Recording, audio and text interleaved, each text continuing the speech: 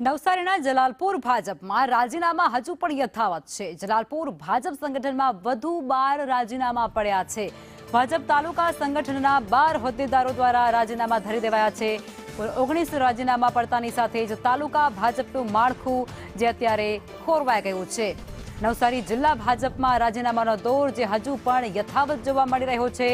જલાલપુર ભાજપ સંગઠનના વધુ 12 રાજીનામા અત્યાર સુધીમાં પડી ગયા છે અને આ રાજીનામા પડતાની સાથે જે ચર્ચાનો વિષય છે તે પણ અત્યારે સામે આવ્યું છે।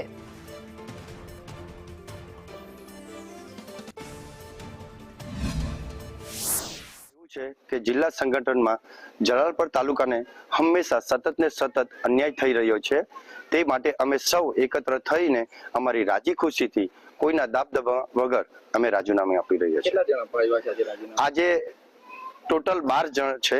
એમાં ઉપપ્રમુખ છે, મહામંત્રી છે, મંત્રી છે અને કોષાધ્યક્ષ છે। એ જ રાજીનામું છે કે અમને આજ સુધી જલાલપુરને જિલ્લા સંગઠનમાં મોટું પદવી એટલે કે નથી પ્રમુખશ્રીનું પદ મળ્યું છે, નથી મહામંત્રીનું પદ મળ્યું છે। અમારી લાગણી અને માગણી છે કે અમને જલાલપુરમાંથી મહામંત્રી કાં તો પ્રમુખનું પદ મળે એવી